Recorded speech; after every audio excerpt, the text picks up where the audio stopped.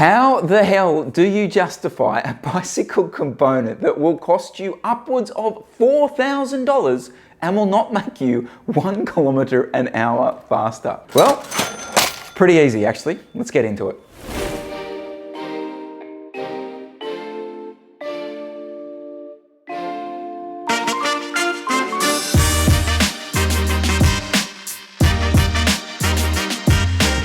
Hey guys, welcome back to the channel. It does sound crazy to say out loud, doesn't it? $4,000 component, but anyway, here we are.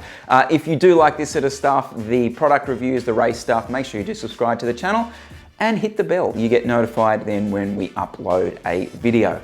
All right, let's get into this. As many of you know, I've been riding this SRM Origin PowerMeter for the last few months. I've got some thoughts on it. Think of this kind of review as less of a specs thing. You can go to the website for that. We'll touch on it, but this is very much more about my thoughts, my experiences, and well, the unavoidable question of, well, why?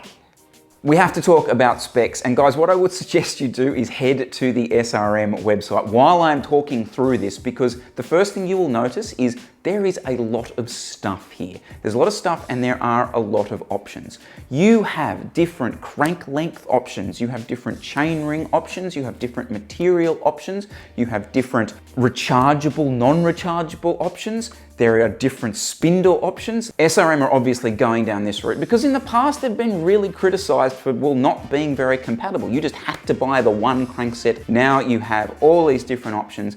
You have options that go, well, all the way up. So this thing behind me is the world's most expensive power meter. We are looking at the SRM Origin THM edition.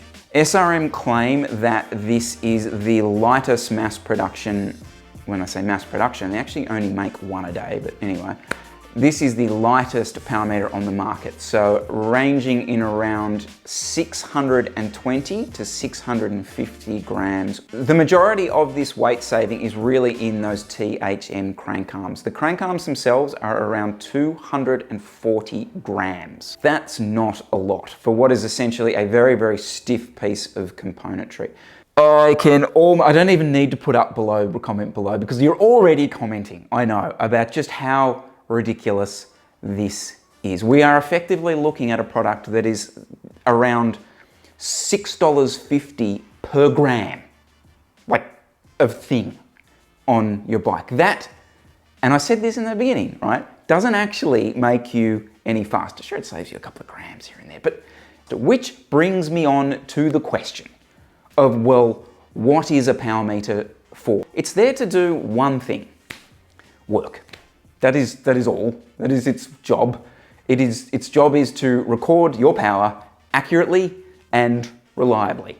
So in 4 months, I can confirm that my SRM Origin THM edition works. It has worked absolutely flawlessly. And whilst a big part of these reviews is normally the on the bike aspect, I really don't have much to tell you. It just works all the time, but there's no performance gain. So look, as far as sort of conditions, obviously we've raced through some pretty horrible stuff in the last couple of months and it's been flawless. Its data collection is very, very good. It's very, very accurate. It's very, very consistent. I wish I could go into more performance details about it, but I can't because, well, it just does what it says on the tin. A very expensive tin. All right, let's stop kidding ourselves. Yeah, sure, it's a light power meter. Yeah, it works all the time. But you need something more. You need something more somewhere for this to warrant the kind of price that we're talking about.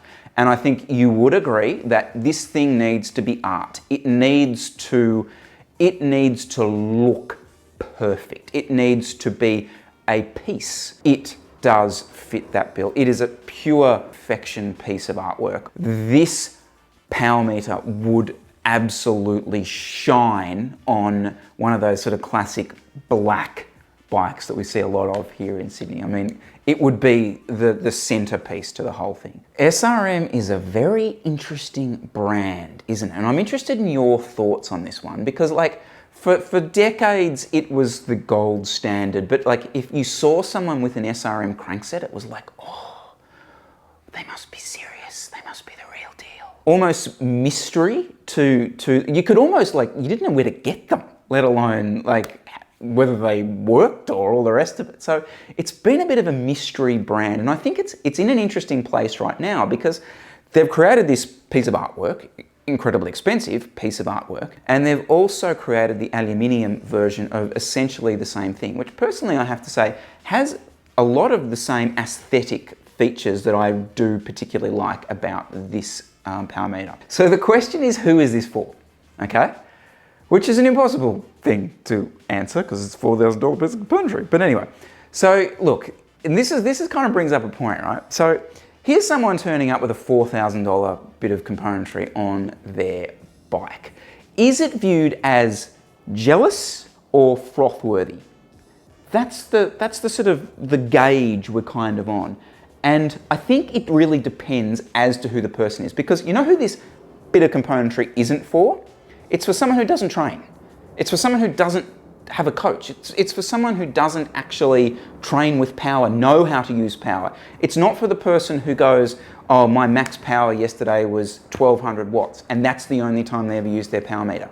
No, in that case, it's just pure flex and it's ridiculous. In the case of someone who just wants it to be like super reliable and maybe get that little bit of performance gain out of it, then yeah, I can definitely see that merging in towards the kind of proper froth-worthy type stuff. But it's not for the, I've never used a power meter before, so I'm gonna get THM. It's not for you, unfortunately. I think, and this is like, I'm not just being rude, like, I just genuinely think I'm saving you some like looks. Here's the thing, if you wanna create a bike, if you want to create a pure piece of artwork and you train hard, you train a lot, and you just want a power meter that always works, then sure, and you have a lot of money, then sure, this is something that you can consider. That is the product review done. If you would like to see more of the race reviews or the race reports, just pop up here, down here for some more of the product stuff. And please do subscribe to the channel just over here.